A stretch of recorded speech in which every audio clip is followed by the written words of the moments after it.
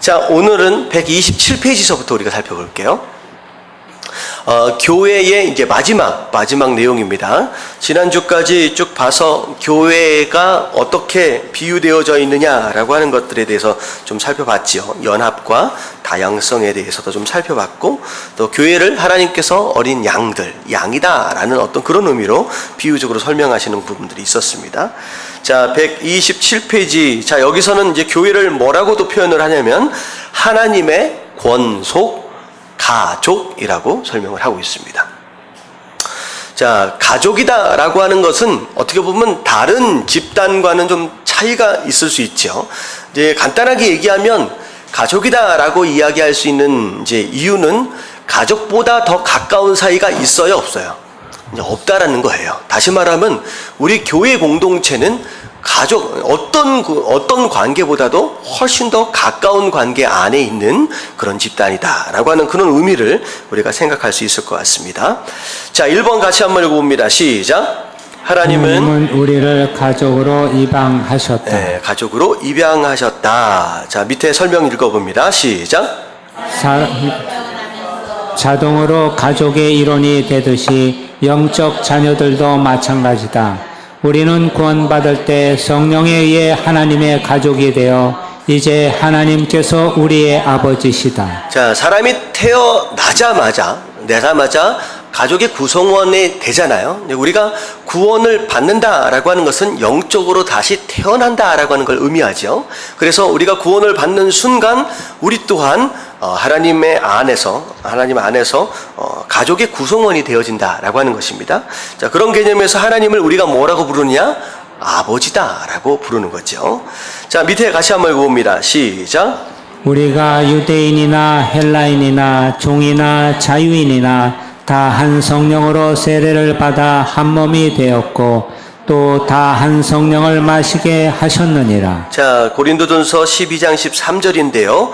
유대인, 헬라인, 종이나 자유인이나 누구나 상관없다는 거예요. 그 누구나 구원받는 순간 한 성령으로 세례를 받은 자들로서 한 몸이 되었다라고 하는 거. 어떻게 보면 이것 자체가 이제 평등하다, 제한적이지 않다라고 하는 어떤 그런 의미를 좀 설명할 수 있을 것 같습니다. 자, 로마서 8장 15절 한번 읽어봅니다. 시작. 너희는 다시 무서워하는 종의 영을 받지 아니하고 양자의 영을 받았으므로 우리가 아빠 아버지라고 부르짖느니라. 네, 하나님에 대해서 우리가 무서워한다라고 하는 거, 사실 거룩하신 하나님 앞에서 죄인된 인간이 두려움을 가질 수 있지요. 하지만 중요한 건 뭐냐면 더 이상 우리가 죄인이에요, 죄인이 아니에요? 이제는 아니라는 거예요. 어떻게 보면 명확하게 얘기하면 용서받은 죄인입니다. 그래서 죄에 대해서 물론 죄를 지었었고 짓고도 있지만 우리가 그 죄 지은 것에 대해서 누구도 정죄할 수 없다라고 분명히 말씀을 드렸죠. 자, 그래서 더 이상 하나님에 대해서 어떻게 보면 우리가 두려워하는 그런 마음으로 나갈 필요가 없다라고 하는 거예요. 자, 그 대신 우리에게 어떤 영을 주셨어요? 양자의 영을 주셨다. 양자의 영. 그래서 이제는 종처럼 주인에 대하여 막 두려워하는 그런 마음을 갖는 게 아니라 우리가 하나님에 대하여 어떤 마음을 가지면 돼요? 이제 여기서 뭐라고 해요? 우리가 아버지를 뭐라고 불러요? 아빠라고 부릅니다. 아빠. 그러니까 우리가 어느 정도 성장을 한 이후서부터는 아버지를 아버지라고 부르게 되잖아요. 근데 아버지다라고 부르는 것보다 아빠라고 부를 때가 훨씬 더 친근감 있고 더 가깝게 느껴지잖아요. 그러니까 하나님께서는 영적인 우리 자녀들을 향하여서 어떻게 부름을 받길 원하시느냐? 오히려 아버지다라고 하는 격식이 있는 어떤 그런 부름보다는 아빠라고 하는 굉장히 친밀하고 가까운 그렇게 불려지길 원하신다라고 하는 것이죠. 그래서 이게 이제는 우리가 한 아버지, 하나님 아빠 안에 있는 우리가 가족의 구성원이 되었다라고 하는 그런 내용입니다. 자, 그리고 나서 2번 같이 한번 읽어볼게요. 다 같이 시작. 우리는 서로를 가족으로 대해야 한다. 자, 그래서 디모데전서 5장 1절 2절 말씀. 자, 일단은 우리가 한 아버지 안에 있다라고 하는 것과 더불어 우리는 서로 가족이다라고 하는 거예요. 형제 자매다.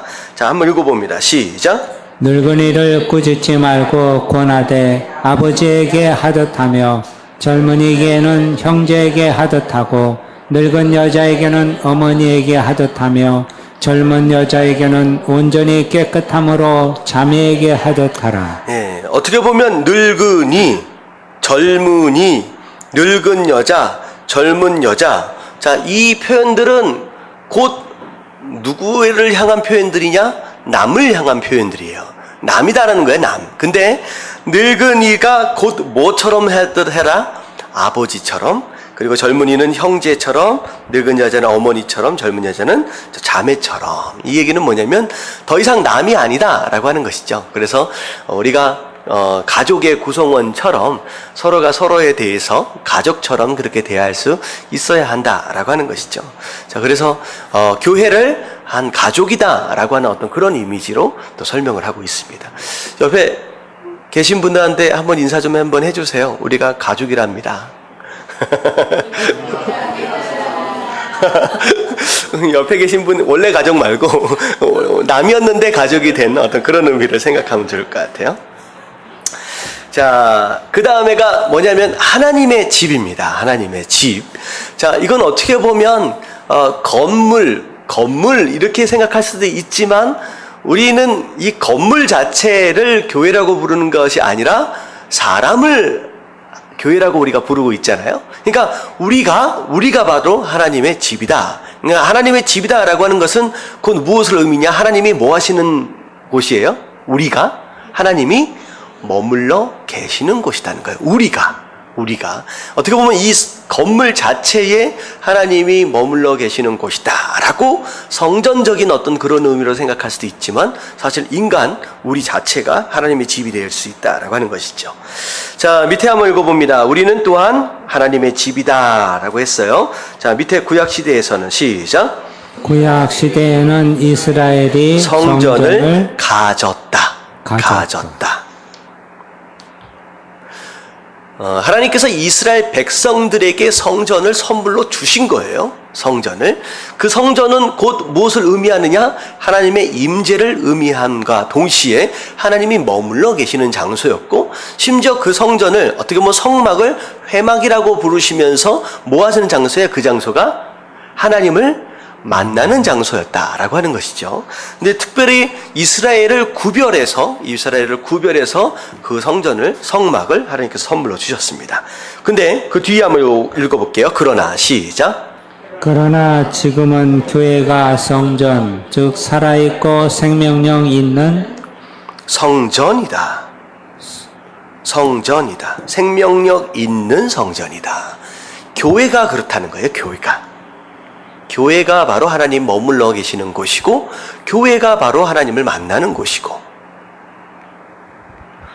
자, 그래서 밑에를 좀 읽어볼 텐데요. 자, 에베소서 2장 19절부터 22절까지 보면 우리가 이미 살펴봤던 내용들입니다. 자, 그러므로 이제부터 너희는 외인도 아니요 나그네도 아니요 오직 성도들과 동일한 시민이요 하나님의 권속이다. 자, 이 권속은 가족에 대한 개념이라고 말씀을 드렸죠. 자, 위의 내용들은 이미 다 설명이 되어졌어요. 자, 너희는 사도들과 선지자들의 터 위에 세우심을 입은 자다. 자, 사도들과 선지자 위에 세우심을 입은 자다. 교회는 무엇과 무엇 위에 세워져 있다고요? 사도와 선지자. 자, 이게 곧 무엇을 의미하느냐? 사도는 영적으로 보면 어떤 의미가 있느냐? 믿음과 순종과 성령 충만과 사명을 의미합니다.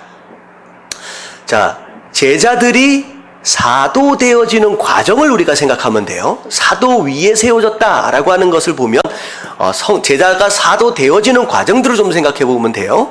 자, 어떻게 사도들이 됐어요? 그들이 처음에 뭘로 말미암아? 뭐가 있어야 돼요? 그들 안에 믿음이 있어야죠. 사도 되어지면 가장 중요한 건 믿음입니다. 믿음 위에 이제 믿음으로 말미암아 사도가 되어지잖아요. 자, 믿음과 더불어서, 자, 믿음은 당연히 뭐가 따라와요? 순종이 따라오죠. 그러니까 이게 교회가 무엇을 기초로 세워졌느냐라고 할 때 이 세부적인 내용들이 굉장히 중요하다는 거죠. 첫 번째가 믿음이고 두 번째가 순종이고, 자, 본격적으로 사도의 역할을 감당하게 되는 순간이 있어요. 사도행전 1장에 무슨 일이 있었어요? 성령이 임했죠. 당연히 성령 충만입니다. 교회에 있어서 믿음과 순종과 성령 충만이 빠지면 안 되죠. 그리고 성령 충만을 더불어서 사도들이 살아있는 동안 뭘 했어요? 사명을 감당했죠. 사명입니다. 그래서 사도 위에 세워졌다라고 한다면 이 네 가지를 우리가 이제 생각할 수 있어야 된다는 거죠. 그래서 교회의 어떤 역할적인 부분들과 더불어 교회의 기초와 기본이 무엇이어야 하느냐라고 하는 것을 사도 입장에서는 이렇게 생각할 수 있어요.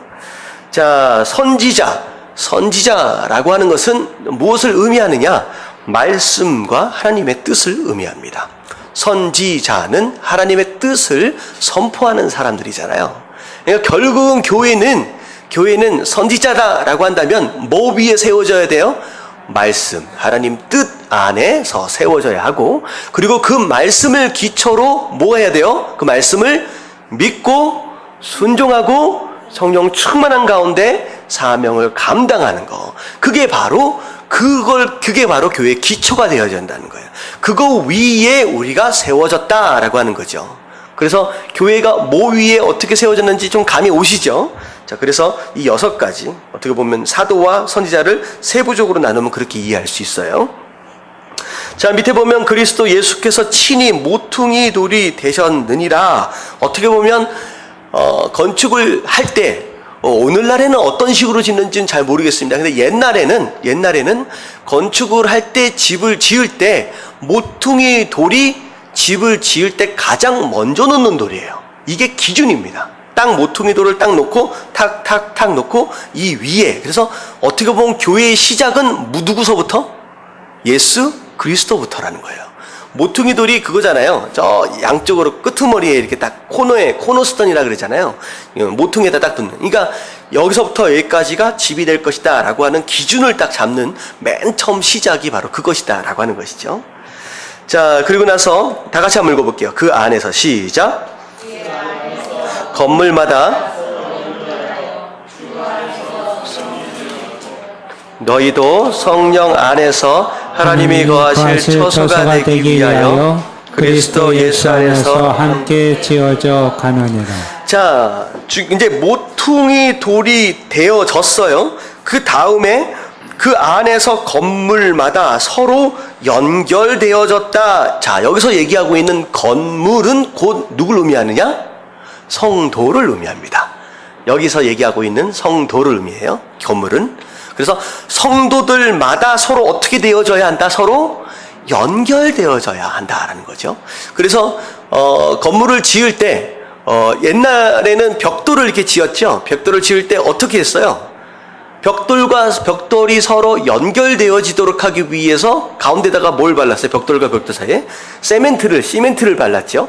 그리고 가능하면 이 연결되어짐이 더 단단해지도록 하기 위해서 지그자그로 넣었어요. 지그자그. 그래서 연결되어지는 이 강도를 굉장히 중요하게 생각했다라고 하는 것이죠.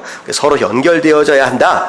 그리고 주 안에서 성전이 되어 가고, 너희도 성령 안에서 하나님이 거하실 뭐가 되어져야 한다? 처소가 되어져야 된다. 우리가 하나님이 계시는 그런 처소가 되어져야 한다. 그렇게 되기 위해서 그리스도 예수 안에서 함께 뭐 해줘야 된다? 지어져 가느니라. 다시 말하면 하나님께서 우리를 교회라고 말씀을 하시는데, 우리라고 하는 교회는 완성되어진 거예요? 아직 완성된 게 아니에요. 아직 아니라는 거예요. 우리가 서로 연결되어지는 과정들을 통하여 우리가 뭐해져 가고 있다? 지어져 가고 있다라고 하는 것입니다. 그래서 교회를 우리가 어떻게 설명을 하느냐면 공사 중이다라는 표현을 이제 쓰잖아요. 우리가 공사 중이다라고 하는 거예요. 그래서 우리 안에 연약함이 있고 부족함이 있고 어떻게 보면 죄악된 것들이 있다라고 하는 것은 어쩔 수 없이 우리가 모이기 때문에 지금 지어져 가는 과정 가운데 있기 때문에, 공사 중이기 때문에 어쩔 수 없이 일어나는 이제 현상들이다라고 하는 거죠. 그래서 어떤 교회도 마지막 때가 되기 전까지는 완성되어지거나 완전한 교회는 존재할 수 있어요, 없어요? 없다라고 하는 그런 내용입니다. 자, 그래서 그 밑에 보면 이 비유에서 예수님은 뭐가 된다? 모퉁이 돌로 은유된다. 모퉁이 돌. 밑에 한번 읽어볼게요. 시작. 모퉁이 돌은 두 벽을 이어서 건물을 지지하는 역할을 한다. 아치를 세울 때에도 지지대 사이에 모퉁이 돌을 끼워 넣는다. 모퉁이 돌이 아치의 하중을 견디기 때문에 그게 빠지면 아치는 무너지게 된다. 자, 그래서 모퉁이 돌은 건축함에 있어서 가장 핵심이고 중요한 돌, 어떻게 보면 시작과 끝, 그리고 그 건물이 건물 되어질 수 있는 가장 중요한 역할이다라고 하는 것입니다. 그래서 예수 그리스도가 없는 교회는 교회일 수가 없죠. 시작도 끝도 아무것도 안 된다라고 하는 것이죠. 그래서 가장 중요한 게 예수 그리스도 대심입니다. 자, 그 다음에, 이 모퉁이 돌을 또 어떻게 표현을 하느냐. 각 성도는, 모퉁이 돌이 아니라, 각 성도는 뭐라고 표현되어 있느냐. 산돌로 은유된다. 살아있는 돌입니다. 아까 지금 얘기한 것처럼 이제 벽돌과 같은 그런 모습들이에요. 자, 밑에 한번 읽어봅니다. 시작. 교회가 성전으로 건축될 때 각 돌은 하나님의 성품을 갖는 산돌이고 건물 전체가 성령을 통해 하나님께서 거하시는 처소가 된다. 예, 우리 한 사람 한 사람이 살아있는 돌이래요. 그래서 교회 건축물을 구성하고 있는 벽돌들처럼 우리들 또한 교회를 구성하고 있는 하나하나의 살아있는 돌들이다라고 하는 표현들입니다. 자, 베드로전서 2장 4절부터 5절까지 같이 읽겠습니다. 시작. 사람에게는 버림바가 되었으나 하나님께는 택하심을 입은 보배로운 산돌이신 예수께 나아가 너희도 산돌같이 신령한 집으로 세워지고 예수 그리스도로 말미암아 하나님이 기쁘게 받으실 신령한 제사를 드릴 거룩한 제사장이 될지니라. 자, 예수 그리스도가 먼저 뭐 되어주셨다? 먼저 산돌 되어주셨다는 거예요. 그래서 우리가 예수님을 닮아가는 예수님의 제자로서 우리 또한 산돌이 되어야 한다라고 하는 것입니다. 돌이 스스로 무엇인가를 할 수가 없지요. 돌이라고 하는 이 표현 자체는 여러 가지를 의미할 수 있을 것 같아요. 이 돌 스스로 무엇인가를 하는 게 아닙니다. 돌 스스로. 돌이, 내가 여기에 붙어 있고 싶습니다. 라고 주장할 수 있어요, 없어요? 없지요. 건축자의 마음대로입니다. 건축자의 마음 안에서, 넌 저기 배치해주는 대로 그 자리를 지키는 것이 바로 돌의 역할입니다. 예수님께서 하나님의 말씀에 온전히 순종하셨던 그런 모습들처럼 우리 또한 우리의 계획과 우리의 생각을 가지고 나름대로 뭔가를 주장하고 그런 것이 아니라 그냥 말씀에 순종하며 그 자리를 지킬 줄 아는 그런 모습 자체를 어떻게 보면 이 돌이라고 하는 이 비유를 통하여 강조하고 계시는 것이죠. 자, 기억합시다. 자, 밑에 한번 읽어봅니다. 시작. 당신은 다른 교단이나 다른 교회의 성도들을 진정한 그리스도인으로 인정하는가? 당신은 그리스도인으로 살기 위해 모든 짐을 혼자 지고 애써 본 적이 있는가? 당신은 하나님의 집에서 당신의 자리가 얼마나 중요한지 깨닫지 못하고 있는가? 당신은 그리스도의 몸 안에서 다른 사람들의 도움을 필요로 하는가? 예, 여기서 나오는 지금 질문들은 우리가 교회가 되어진다라고 했을 때 한 번쯤은 돌아볼 수 있을 만한 질문이다라고 하는 것입니다. 이따가 우리가 좀 나눠서서 우리가 좀 이제 서로 나눌 때 이 질문들에 대해서 좀 곰곰이 한번 좀 생각해 볼 필요가 있을 것 같습니다. 자, 마지막입니다. 자, 마지막. 자, 제목 같이 한번 읽어볼게요. 다 같이 시작. 그리스도의 신부. 자, 교회를 신약으로 넘어와서 특별히 이 요한계시록뿐만 아니라 서신서들을 보면 교회를 예수님의 신부다라고 하는 표현들을 좀 많이 하고 있어요. 예수님의 신부다라고 하는 것을 사실은 여자분들이, 여자 성도님들이 들을 때는 별로 불편하지 않을 수 있을 것 같습니다. 근데 이 남자 성도님들이 들을 때 내가 예수님의 신부다라고 얘기하면 내가 갑자기 여자가 되는 것 같기도 하고 좀 어색할 수도 있을 것 같아요. 근데 예수님과 우리와의 관계가 얼마나 친밀한 관계냐라고 했을 때 지금 그 관계를 뭘로 선택하셨느냐? 부부의 관계로 선택하셨다라고 하는 것이죠. 자, 여기서 부부끼리 가장 너무나도 가깝게 사랑하고 그렇게 지내시는 분들은 느낌이 확 와닿을 수 있는데, 부부끼리 맨날 싸우고 있는 분들은 이게 느낌이 안 올 수도 있어요. 그래서 자, 사실 이런 겁니다. 우리가 살아감에 있어서 부모와의 관계, 자식 간의 관계, 어떻게 보면 부부와의 관계, 이런 모든 관계가 누구와의 관계와 연결되어 있느냐? 하나님과의 관계가 연결되어 있어요. 우리가 이 땅을 살아가면서 주어진 그 관계를 아름답게 잘 누리고 일구어가고 있다라고 한다면 하나님과의 관계를 이해하는데 굉장히 도움이 많이 됩니다. 근데 이 관계를 잘 못하고 있다라고 한다면 하나님을 이해하는 데 있어서 굉장히 어려움이 많이 있게 돼요. 방금 말씀드린 것처럼 부부와의 관계가 어려움을 경험하고 있다라고 한다면 이 부분에 대해서 이해하기가 사실 쉽지가 않죠. 그리고 지나치게 너무 권위적인 아버지 밑에서 어떻게 보면 아버지 하면 막 두렵고 막 그런 것을 어렸을 때부터 경험한 사람이 있다라고 한다면 그 하나님 아버지에 대해서 이해할 때 조금 어떻게 보면 왜곡되어질 수 있다라고 하는 것입니다. 그래서 이게 굉장히 중요한 것 같아요. 우리가 어떻게 살고 있느냐라고 하는 것들조차도. 근데 이제 중요한 건 뭐냐면 이런 하나님과의 관계로 거꾸로 어떻게 보면 이 하나님과의 관계를 이해하는 것을 통하여 우리가 부부끼리 어떻게 사랑을 나눠야 하느냐라고 하는 거, 부모와 자식 간에 어떤 관계를 유지해야 되느냐라고 하는 것을 거꾸로 회복할 수 있는 기회들도 또 될 수 있을 것 같아요. 무슨 얘기인지 아시겠죠? 이것이 영향을 미치는 것처럼 오히려 이것을 통하여 이것을 회복할 수도 있다라고 하는 그런 개념입니다.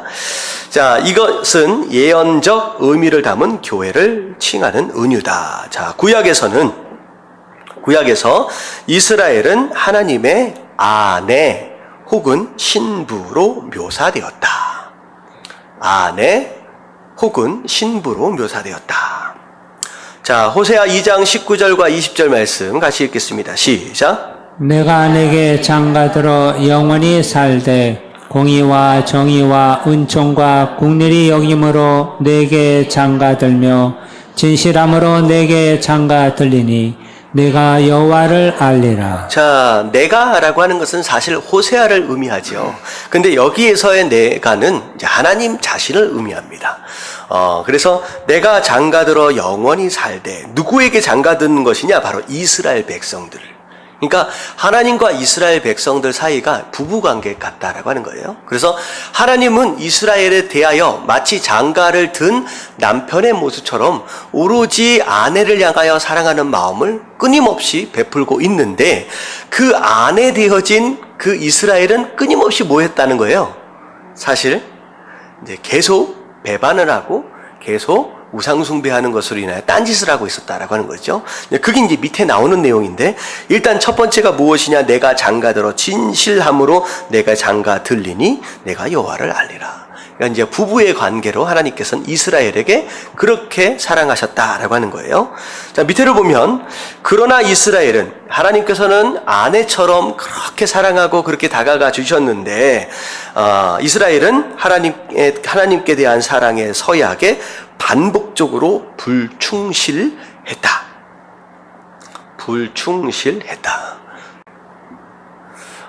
이스라엘의 역사, 어떻게 보면 사사시대부터 분열왕국 시대, 포로 시대와 귀한 시대까지를 전부 다 합쳐서 보면 스토리 자체가 뭐예요? 하나님이 사랑하셨는데 이스라엘 백성들은 어떻게 해요? 우상숭배하고 범죄해요. 하나님께서 경고하셨음에도 불구하고 끝까지 돌아오지 않음으로 인해서 하나님이 뭐 하셨어요? 징계하시죠. 징계하셨더니 힘들어요. 힘들었다가 하나님께 회개합니다. 회개하니까 하나님이 뭐 하세요? 용서하시죠. 용서해 주신 가운데 하나님 축복하세요. 축복하셨더니 그 다음에 또 뭐예요? 또 배신해요. 배반해요. 그런 다음에 또 다시 징계받고, 그 다음에 또 용서받고 이게 돌아가는 게 사사기에만 7바퀴를 돌아요. 7바퀴. 그냥 계속 이런 이제 상황들이 벌어진다라고 하는 것이죠. 자, 그래서 에레미야 3장 6절부터 7절까지에 나오는 내용, 이제 위에 것만 그냥 볼게요. 요시야 왕 때에 여호와께서 또 내게 이르시되, 시작. 너는 배역한 이스라엘의 행한 바를 보았느냐? 그가 귀에만 있으면 다른 남자에게 몸을 맡기는 방탕한 아내처럼 모든 높은 산에 오르며 모든 푸른 나무 아래로 가서 거기서 행음하였도다. 자, 하나님께서는 이스라엘 백성들이 우상 숭배하는 모습을 뭘로 표현을 하셨느냐? 간음으로 표현을 하셨습니다. 이게 영적 간음이죠. 이제 하나님을 버리고 다른 신을 찾아가는 이런 모습을 영적 간음으로 표현을 합니다. 자, 교회 다니는 사람이 전 보러 가면 돼요, 안 돼요? 이거 확실하게 해야 돼요. 전 보러 가면 절대 안 됩니다.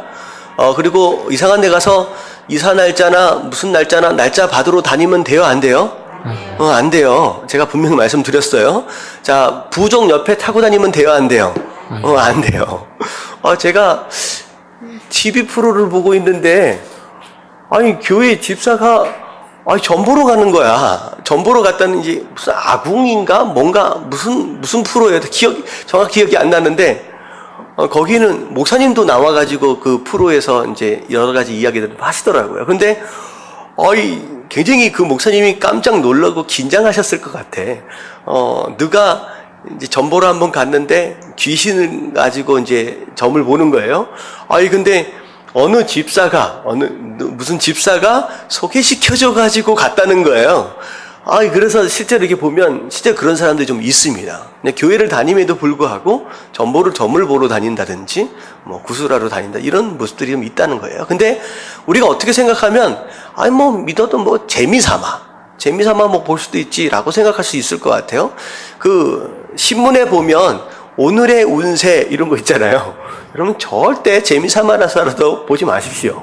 하나님께서 뭐라고 말씀하시냐? 이거 자체를 뭐라고 말씀하시냐? 영적 뭐라고요? 간음이래요. 그거 하나님 정말로 싫어하시는 겁니다.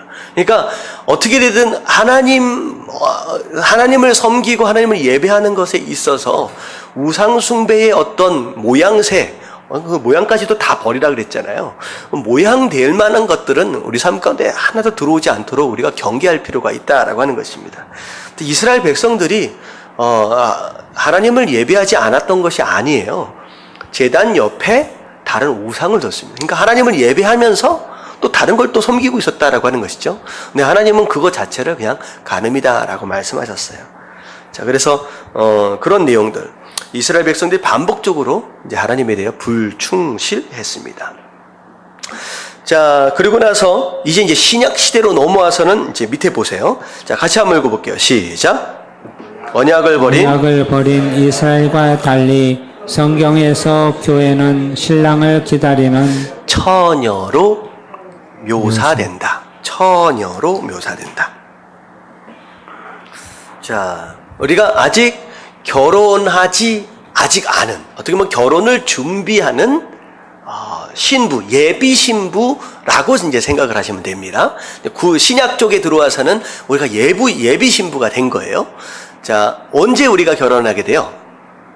어떻게 보면 예수님이 이제 다시 오시는 재림 때 본격적으로 우리가 이제 결혼한다라고 하는 그런 개념입니다. 자, 그래서 밑에 보면 자, 고린도후서 11장 2절 말씀 같이 한번 읽어봅니다. 시작.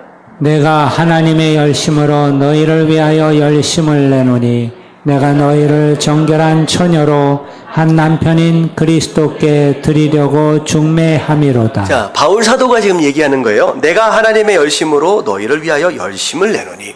하나님이 지금 열심히 일하시고 계시잖아요. 근데 그 열심을 본받아 나도 열심히 무언가를 한다라고 하는 거예요. 근데 그 열심은 자, 곧 무엇 하는 것이냐? 내가 너희를 정결한 신부로 한 남편인 그리스도께 드리려고 뭐 하는 거다? 중매.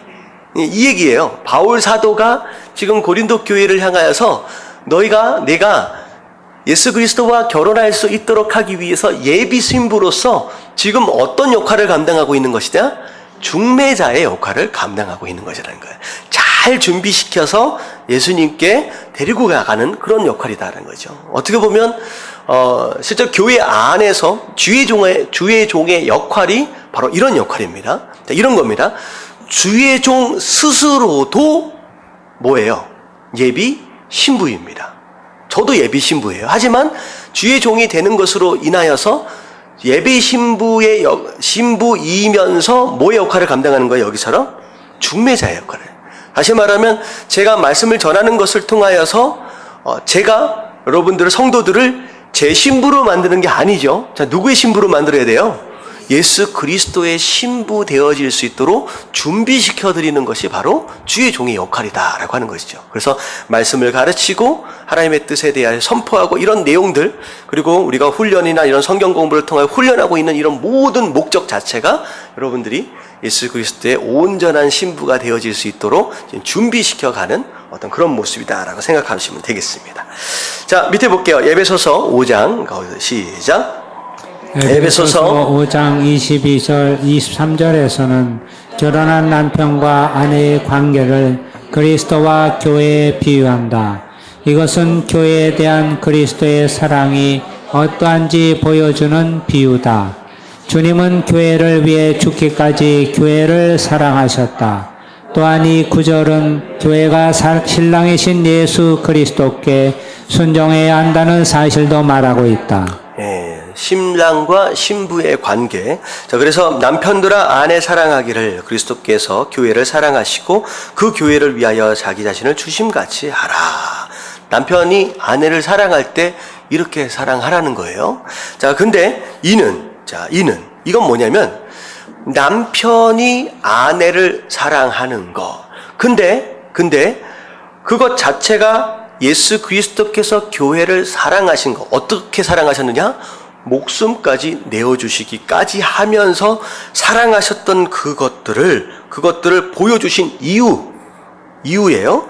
자, 이는 곧 물로 씻어 말씀으로 깨끗하게 하사 거룩하게 하시고. 자, 결국은 성도가 신부된 자로서, 어떻게 보면 아내된 자로서 어떻게 되어져야 한다는 거예요? 그런 사랑을 보여주심으로 인하여 우리가 첫 번째 뭘로 씻어야 돼요? 물로 씻는다. 자, 여기서 얘기하고 있는 물이라고 하는 것은 세례, 침례를 의미하는 것일 겁니다. 그리고 말씀을 통하여 깨끗하게 되고 거룩해질 수 있다라고 하는 거. 자, 그래서 그 사랑을 받을 만한 그런 아내, 그 사랑을 받을 만한 신부, 예비 신부의 모습들이 갖춰져 갈 수 있도록 하기 위해서 예수 그리스도가 남편과 아내의 그 관계 안에서 그런 모습들로 사랑하셨다라고 하는 것이죠. 자, 신랑과 신부의 관계는 교회의 두 가지 본질을 반영한다. 자, 조금 더 깊이 들어가겠습니다. 자, 1번을 보면 교회는 신랑을 위해. 자, 교회는 신랑을 위해. 어떻게 보면 교회는 뭐라고 설명을 하면 되냐면 신부는 신랑을 위해 준비된 모습으로 늘 깨어 있다라는. 자, 교회 밑에다가 신부라고 적으시면 될 것 같아요. 신부는 신랑을 위해 준비된 모습으로 늘 깨어 있어야 한다라는 거예요. 자, 마태복음 25장 1절부터 13절까지의 말씀. 자, 이 말씀은 열처녀의 비유입니다. 자, 이걸 다 읽으면 좀 시간이 오래 걸릴 것 같아서 제가 설명을 좀 드릴게요. 자, 몇 명의 처녀가 있었어요? 10명의 처녀. 자, 5명의 처녀는 뭐라고 말씀하시냐? 지혜롭고, 그 나머지 5명의 처녀는 미련했습니다. 자, 두 부류의 차이는 뭐냐면, 어떻게 했어요? 지혜로운 처녀는 등과 더불어 기름을 준비했고, 여기는 등만 준비했다라고 하는 거예요. 자, 기다려도 신랑이 와요, 안 와요?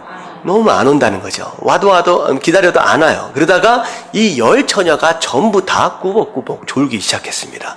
자, 그러다가 거의 밤이 다 지새게 되는 상황 가운데 어떻게 보면 생각보다 늦게 왔다라고 하는 것이죠. 자, 그런 가운데 신랑이 왔다라고 하는 소리가 들리는 거예요. 자, 그때 주섬주섬 일어나가지고 자, 뭘 피워요? 자, 등잔불을 피우는데 지혜롭게 기름까지 준비한 신부는 불을 피워가지고 신랑을 맞이하는데, 기름을 준비하지 않은 신부들은 허둥대둥 거리기 시작하다는, 기름이 없으니까 불을 못 피니까. 그래서 어떻게 했어요? 빌려달라 얘기하니까 매몰차게 빌려주질 않아. 결국은 차라리 빨리 가서 기름을 준비하라 라고 해가지고 갔다 오는 사이에 어떻게 됐어요? 이미 5명의 신부는 신랑과 잔치 안으로 들어가 버리고, 문은 어떻게 됐다? 닫혀버렸다. 열어달라 그러니까 열어줘야 안 열어줘요. 안 열어줬어요. 그래서 밖에서 이제 안타깝게 이제 못 들어가게 되는, 그 잔치에 참여를 하지 못하게 되었다라고 하는 것이죠. 자, 여기서 지금 맨 마지막에 뭐라고 말씀하시냐? 그런즉 뭐하 있으라? 깨어 있으라. 깨어 있으라. 너희는 그날과 그때를 알지 못하니라. 이 말씀을 하시는 이유는, 첫 번째 이유가 뭐예요? 예수님께서 오시는 때, 우리가 신부인데 신랑 대신 예수님께서 오시는 때를 안다 모른다? 모른다는 거예요. 언제 올지 모르게 갑작스럽게 예상치 못하는 순간에 예수님께서 오신다라는 거예요. 그래서 뭐해 있으라? 깨어 있으라라는 얘기예요. 근데 여기서 얘기하고 있는 깨어 있으라라고 하는 이 단어, 사실은요, 지혜로운 처녀든 미련한 처녀든 다 뭐하고 있었어요? 다 자고 있었어요. 근데 웬 깨어있으라라고, 어떻게 깨어있으라라고 얘기를 할 수 있을까? 그렇다라고 한다면 이 깨어있으라라고 하는 것은 이 두 처녀 부류의 유일한 차이가 뭐였어요? 뭘 준비했다, 뭘 준비하지 못했다. 그러니까 기름을 준비한 자들은 뭐 하는 거예요? 깨어있는 거예요. 이렇게 설명을 할 수밖에 없습니다. 자, 그러면 제가 이 말씀을 제가 설명을 드리기 위해서 제가 여러 책들을 봤어요. 자, 이 비유는 상당히 어려운 비유입니다. 여기서 얘기하고 있는 등이 무엇이고, 여기서 얘기하고 있는 기름이 무엇일까? 자, 이게 굉장히 어려운 질문이에요. 사실은 많은 신학자들, 루터뿐만 아니라 칼빈뿐만 아니라 나름대로의 해석 방법들이 다 달라요. 제가 잘 읽어보니까 어디에다 맞춰야 될지를 모를 정도로 너무나도 다른 해석들을 다 가지고 있더라고요. 근데 제가 이 말씀을 지난주 우리가 주일날 뭘 배웠어요? 등잔대에 대해서 배웠잖아요. 그 말씀을 근거로 제가 설명을 드릴게요. 사실 이 말씀은 기름이 뭐냐, 등이 뭐냐라고 하는 것을 위해서 하신 말씀이 아니라 뭘 위해서 하신 말씀이다? 그 때에 대해서 말씀하신 거예요. 그러니까 이 비유는 목적을 볼 때에 깨어 있으라, 그때가 언제일지 알지 못하기 때문이다 라고 하는 때에 대한 중요성을 말씀하시기 위한 거예요. 그렇기 때문에 너무 등잔이 뭐냐, 기름이 뭐냐라고 하는 것에 너무 집착할 필요는 없습니다. 너무 집착할 필요는 없어요. 이 예 자체가 그걸 목적으로 한 것이 아니기 때문에. 하지만 그냥 좀 지나가기 좀 아쉬우니까 이제 제가 설명을 좀 드릴게요. 여기서 얘기하고 있는 등은 제가 이번 주에 설명할 내용과 더불어 함께 나눌 수 있는 내용입니다. 등잔대는 첫 번째 제가 뭐라고 말씀을 드렸느냐? 빛 대신 예수 그리스도다라고 말씀을 드렸죠. 그리고 또 뭐라고 말씀을 드렸어요? 등잔대는 빛으로서의 사명을 받은 뭐다? 교회를 의미한다라고 말씀을 드렸습니다. 이거 너무 빨리 지나가서 잘 기억을 못 하시는 것 같은데. 이번 주에 제가 다시 설명을 드릴 거예요. 자, 첫 번째가 뭐예요? 등잔대 첫 번째 의미가 빛 대신 예수 그리스도. 자, 그렇기 때문에 우리가 예수님을 닮았다라고 하는 것으로 인하여서 그 등잔대는 곧 무엇을 의미하냐? 빛으로서의 사명을 받은 교회입니다. 자, 그래서 여기서 지금 이 신부들이 준비하고 있는 이 등은 무엇을 의미하느냐? 교회가 받은 빛으로서의 사명을 의미한다 생각하시면 돼요. 자, 지금 들고 있는 이 등은 교회가 받은 빛으로서의 사명입니다. 근데 잘 생각해 보세요. 등만 가지고 빛이 나와요? 안 나와요? 안 나와요. 우리가 하나님께 사명을 받았지만 그 사명만으로 우리가 빛을 발할 수 없다라는 거죠. 자, 그래서 이번 주일날 설명할 내용이 뭐냐면 반드시 그 등은 뭐가 있어야 빛을 발할 수 있어요? 기름이 있어야 됩니다. 그래서 이 기름은 곧 무엇을 의미하느냐? 성령의 기름 부으심을 의미합니다. 자, 그래서 기름은 사명을 감당하도록 하는 성령의 능력이라고 생각하시면 돼요. 사명을 감당하도록 하는 성령의 능력입니다. 자, 기름이 없으면 사명을 받았다라고 할지라도 교회가 빛을 발할 수 있어요, 없어요? 없어요. 교회가 사명을 완수해낼 수 있으려면, 빛으로서의 사명을 감당할 수 있으려면 교회 안에 반드시 무슨 기름 부심이 있어야 된다? 성령의 기름 부심이 있어야 된다는 거예요. 근데 중요한 건 뭐냐면 기름이 없이 사명만을 가지고 있는 자들은 어떤 사람을 의미하느냐? 성령 충만 없이 뭐 하려고 하는 거예요? 내 노력과 내 실력과 내 의로 빛을 발해보려고 애를 쓰는 자들입니다. 그래서 지난주 제가 말씀 가운데 제목이 무엇이었느냐? 내가 할 수 있다는 믿음을 버려라. 다시 말하면 기름이 없이 등만을 가지고 있는 자들은 곧 무엇을 의미하느냐? 내가 할 수 있다라고 하는 믿음을 가진 자들입니다. 자, 무슨 얘기인지 아시겠죠? 잘 이해가 안 가세요? 설명이 좀 잘 됐어요? 이게 굉장히 어려운 해석인데요. 제가 많은 것들 다 찾아봤어요. 다 찾아봤는데 제가 그 가운데 가장 성경적으로 자연스럽게 해석되어질 수 있는 것이 무엇일까라고 하는 가운데 제가 최선을 다하여서 설명을 드린 겁니다. 어떤 사람은 이것 자체를, 기름 자체를 선행이라고 설명하는 사람도 있어요. 선행, 착한 일을 행하는 거, 뭐 여러 가지로 설명을 했어요. 근데 사실은 그렇게 되면 무슨 일이 생기느냐? 착한 일을 행하지 않았다라고 하는 것으로 인하여서 잔치에 들어가질 못했어요.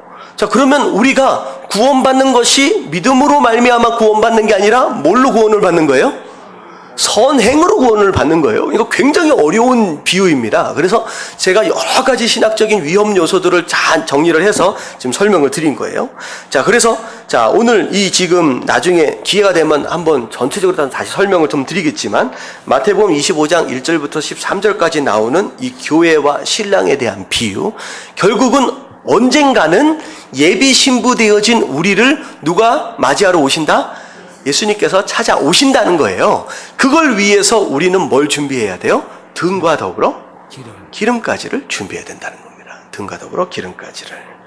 자, 이런 관계, 그래서 우리가 준비되어져야 하는 어떤 예비 신부로서의 역할, 그걸 의미한다는 거죠.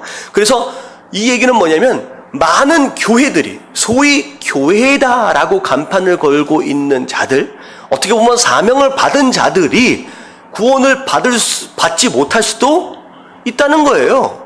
사명만 받았고 간판만 걸었지 실제로 성령의 역사하심으로 인하여 아무것도 못했다라고 한다면, 감당하지 못했다라고 한다면 교회가 아니다라고 하는 것이죠. 굉장히 어떻게 중요한 내용입니다. 자, 2번을 볼게요. 자, 그렇다라고 한다면 교회는 한번 읽어볼게요. 시작. 교회는 신랑과의 새로운 관계에 사람들을 초청해야 한다.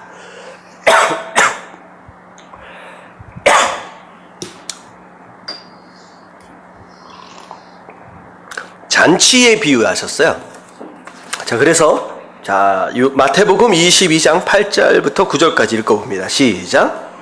이에 종들에게 이르되 혼인잔치는 준비되었으나 청한 사람들은 합당하지 아니하니 내 거리 길에 가서 사람을 만나는 대로 혼인잔치에 청하여 오라 한대. 자, 잔치를 벌여놨는데 잔치에 참여할, 어떻게 보면 초청받는 사람들, 자, 그런 내용입니다. 그래서 우리 교회가 어떻게 보면 이 혼인 잔치에 많은 사람들을 초청 초청하는 어떤 그런 역할, 이게 뭐 이제 쉽게 얘기하면 전도와 선교겠죠. 자, 그런 역할을 감당해야 할 자들이다라고 생각할 수 있습니다.